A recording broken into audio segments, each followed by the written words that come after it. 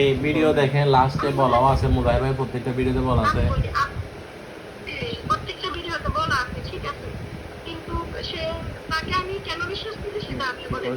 আমি সমস্ত কথা শেয়ার করছি তার সাথে, আমি সমস্ত কথা শেয়ার করছি, করার পরে আপনি হলো বলার পরে আমি জানি যে মুজাহিদ ভাই মানবতার কাজ করে অনেক কিছু, আমি সবকিছু শেয়ার করার পরে ভাবছি দিতে গেলে হয়তো বা আমার একটু সহযোগিতা করে তো কে বলবো, তো আমার বিস্তারিত কথা শুনবো, শোনার পরে বলতেছে যে আমরা একটা ভিডিও ছাড়লে তোমার 2.5 লাখ টাকা আসে বা এরকম 2.5 লাখ টাকা আসে, এখান থেকে আপনি যেখানে 3 লাখ টাকা আছে আমার 1 লাখ টাকা দিতে হবে, আমি আর মুজাহিদ ভাই 1 লাখ টাকা নিবো, আর বাকি যে টাকা হবে মানে করলেন 3 ভাগের 1 ভাগ তাকে দিতে হবে আর 2 ভাগ আমাকে দিতে হবে।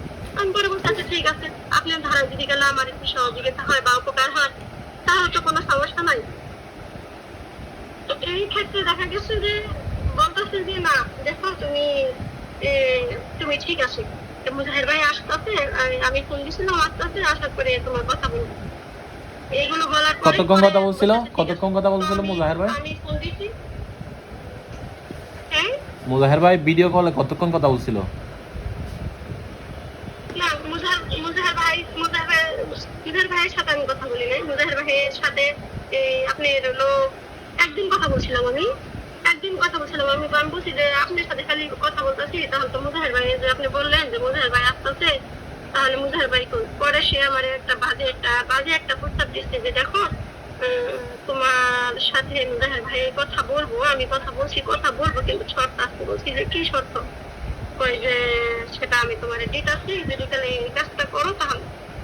তো আমি তার কাছে সহযোগিতা হাত বাড়াইছি, আমি যদি তাহলে এত টাকা পয়সা আলা থাকতাম তাহলে তো তার কাছে আমি আমার কথাগুলো শেয়ার করতাম না, ঠিক আছে। তো একদিন কথা বলছিলাম মুক্তির ভাইয়ের সাথে, কিন্তু সে বলছিল আচ্ছা ঠিক আছে ওকে সমস্যা নেই ওকে ঠিক আছে সমস্যা নাই, এটা আমি দেখতেছি, আমি জুয়েল ভাইয়ের সাথে এটা আমি দেখতেছি, এই কথাটাই বলছিল। এখন আমি বলি আপনাকে, যেগুলা হারাই ফেলছেন এগুলা হারাই গেছে, এগুলা আর চিন্তা করলে আপনি পরের বার থেকে আপনি এগুলো মাথায় রেখে চলবেন আর কি।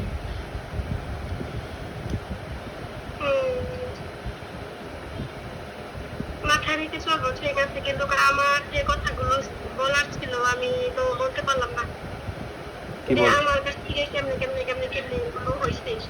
আমি প্রথমে তো আপনার কাছে বলবো সমস্যা নেই, কারণ আপনি যেহেতু মুজাহিদ ভাইয়ের বন্ধু, তো সেই ক্ষেত্রে আপনি আর মুজাহিদ ভাই একজন আমার মনে হয়, কারণ আপনার কাছে বললেও আমি হয়তো বা উপকার আসতে পারি না আসতে পারি, ঠিক নেই, এখন আল্লাহ পাক জানে। তো আমার কথাটা হয়েছে গিয়ে যখন আমি বাংলাদেশে ছিলাম, আমি আসছি কেবল 3 মাস ধরে আসছি, মানে কেউ সমস্যা না পড়লে কিন্তু বাহিরে চলে আসে না, আর আমি আসছি যে আমার একটু প্রবলেম আছে দেখে আসলে আমার মুজাহিরের নামে এক প্রবাসী মহিলা থেকে 10,000 টাকা, মানে 3 লাখ টাকা পাইছে বলে 10,000 টাকা নিয়ে ফেলছে। দেখেন মানুষ কত যে কি বলবো, যেমন লোভী তেমন মানে কি লোক সারতে না পেরে 10,000 টাকা দিয়েছে, 3 লক্ষ টাকা দিবে বলে।